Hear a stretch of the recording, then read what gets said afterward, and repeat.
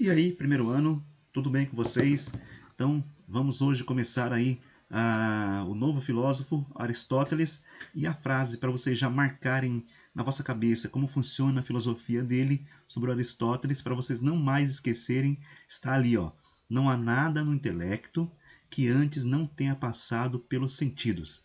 Então, com essa frase aí, nós já vamos marcar a diferença que existe entre ele e o seu professor, que era o Aristóteles, né, o Platão, que havia sido aluno também do Sócrates. Então, de agora em diante, nas próximas aulas, nós vamos então discutir o Aristóteles, ok?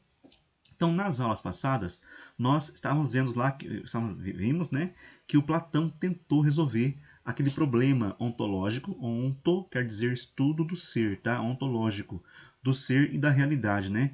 Criado pelo Parmênides e pelo Heráclito. O Parmênides que falava que a realidade era imóvel, né? E o Heráclito que falava que tudo se movia. O Parmênides que falava o ser é, o não ser não é, e o Heráclito que falava que o ser é o vir a ser, ok? Então o Platão criou, né, uma teoria chamada teoria das ideias para tentar explicar, né, quem dos dois estava certo. E aí então o Platão também escreveu um livro chamado A República, e nesse livro, no capítulo 7º, no livro 7º, está lá a alegoria da caverna, e eu falei para vocês quais são os significados desta alegoria da caverna criada pelo Platão. E expliquei para vocês também, né, como funciona a teoria das ideias do Platão. Para resolver o problema criado pelo Parmênides e pelo Heráclito, o Platão dividiu a realidade em duas partes, né? Ele criou o mundo sensível, que é o mundo que vivemos, que é um mundo regido pelos sentidos, é um mundo enganoso, é um mundo transitório, né? E criou um mundo chamado mundo inteligível, que só pode ser alcançado pelo nosso intelecto, pela nossa razão, pelo pensamento, tá? Então foi assim que o Platão resolveu o problema criado pelo Parmênides e pelo Heráclito, dividindo o mundo em duas partes, dividindo a realidade em duas partes: mundo sensível, dos sentidos, e mundo da razão. Ok? Os sentidos são enganosos e a razão nos traz a verdade. Então nós vamos agora para o Aristóteles. Então na aula de hoje, o Aristóteles critica as ideias do seu professor pelas informações que a gente tem ali. O Aristóteles foi o aluno mais brilhante do Platão, ok? E o Aristóteles era chamado de rato de biblioteca, que ele era o famoso nerd da época, né? O Aristóteles criticou as ideias do Platão, apesar de ter sido aluno dele, né? O Platão condenava os sentidos, que para o Platão os sentidos são fontes de engano, de ilusão, são as sombras da caverna. Já o Aristóteles valorizou os sentidos como fonte primeira do conhecimento. Não são a parte principal do conhecimento. O nosso intelecto vai funcionar de maneira importante ali, mas a entrada do conhecimento no nosso intelecto se dá pelos sentidos. Então eles são importantes.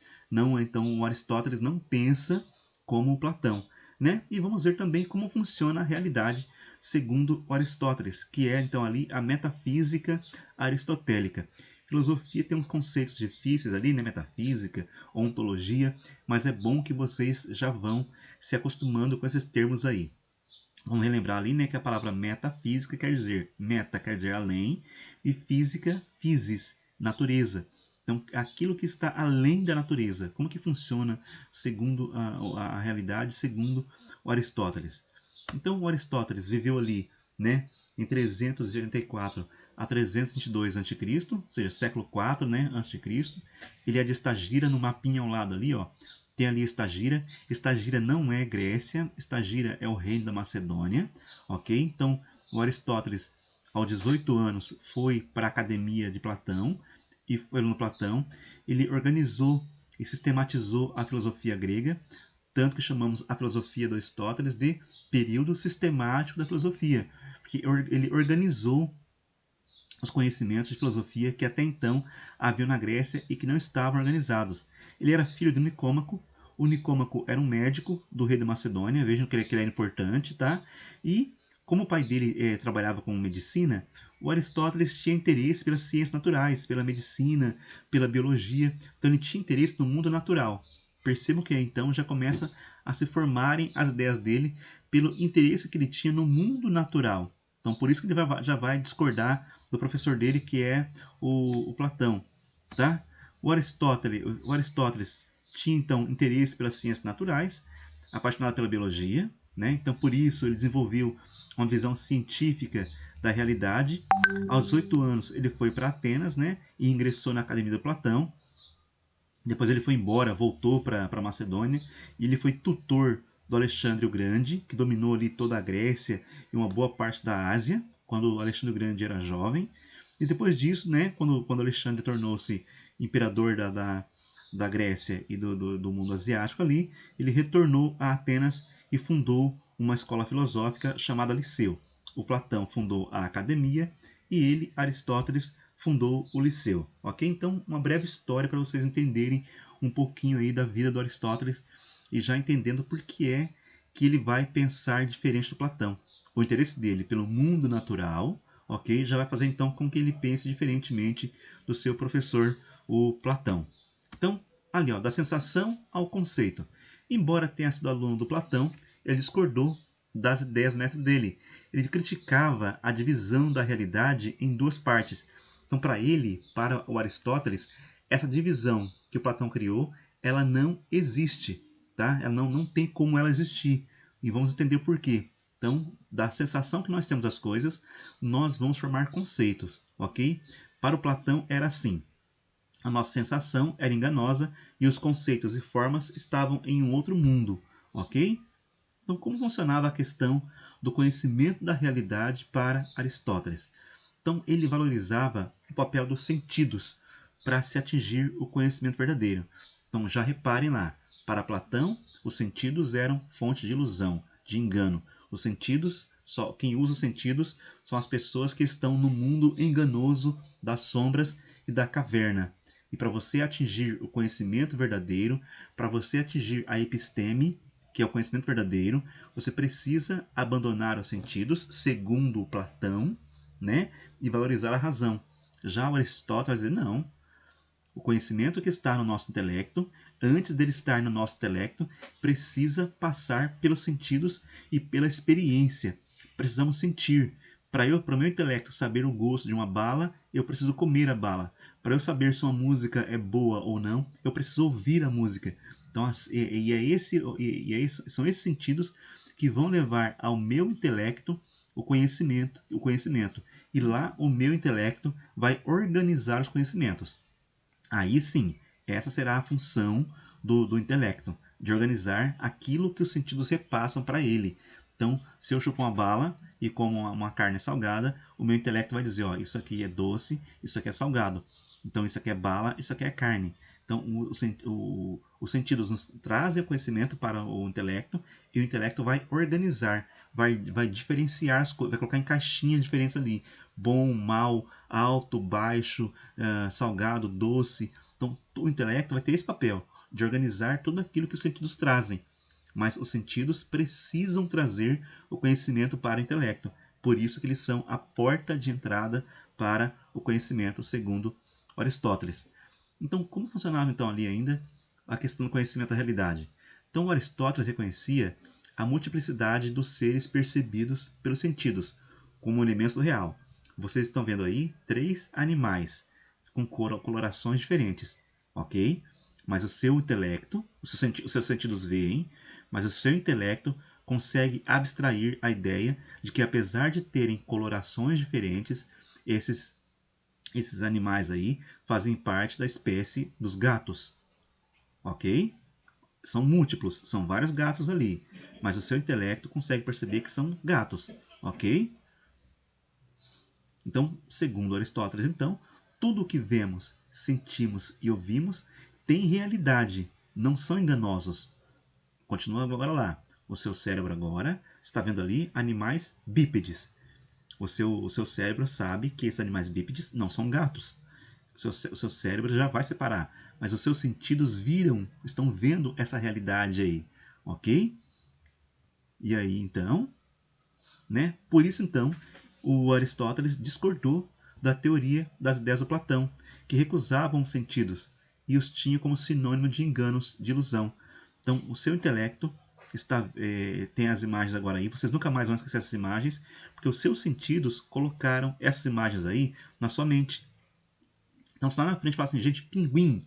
né? O seu cérebro vai lembrar do pinguim porque o seu sentido, a sua visão levou para o seu cérebro a ideia do pinguim. Gente, pato, você vai estar na sua mente aí a ideia do pato, porque o seu cérebro, a sua visão levou até o seu cérebro, levou até o seu intelecto a ideia do pato. Gato. Então, reparem só, novamente o seu sentido levou para o seu intelecto a ideia de gato. E o seu cérebro vai organizar, vai falar o seguinte, ó, o gato é diferente do pato, que é diferente do pinguim. Perceberam só, galera? Então é isso o que o nosso intelecto está fazendo. Está organizando, classificando, biologia, né? Classificação dos reinos, Monera, Protista, esqueci os outros lá, ok? Da biologia. Mas percebam só que o nosso intelecto está organizando aquilo que os sentidos levam até ele.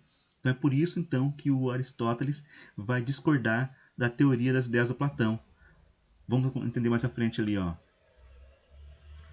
Então, quando a gente observa a realidade, nós percebemos a existência de inúmeros seres individuais, concretos e mutáveis. Gato de um jeito, gato de outro, pato de um jeito, pato de outro, mas ainda assim, né, o nosso cérebro consegue realizar a separação. O que é gato, o que é mesa, o que é o cavalo.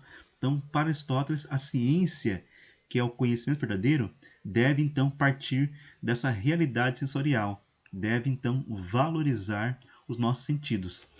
Olha só então aí, ó o termo que eu usei. O Aristóteles, para ele, a ciência, então, ele é considerado um dos fundadores da ciência, ok? Deve então partir dessa experimentação que a gente tem, desse contato que nós temos com o mundo, com a realidade, através dos sentidos. Então, a gente tem que encontrar a essência das coisas. O ideal para eu entender o mundo, eu tenho que encontrar a essência. Eu vejo ali os meus sentidos veem vários cavalos, várias cores, várias raças de cavalo, mas a minha mente vai compreender que esses 4 seres individuais aí fazem parte da espécie cavalo.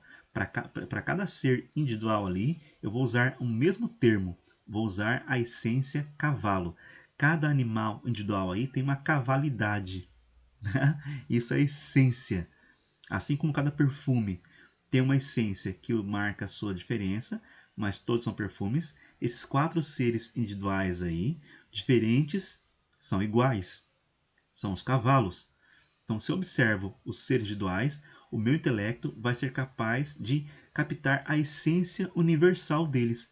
Para todos esses 4 seres aí, eu vou usar a palavra cavalo. Vou usar a essência cavalo. E é isso que interessa. Compreender a essência universal de como é uma coisa, de como é o ser. Isso que é ciência. Isso que é o conhecimento verdadeiro, segundo Aristóteles. Temos que encontrar a essência.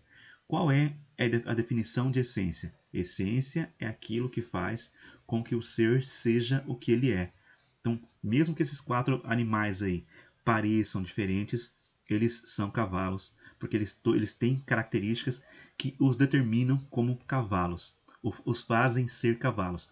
E é ao perceber essa essência que eu os reconheço como cavalos, mesmo que a minha visão veja cada um de uma cor, cada um de um modo diferente. Eu sei que eles fazem parte da espécie cavalos. Eu compreendi o universal que há neles, mesmo cada um deles sendo individualmente diferente.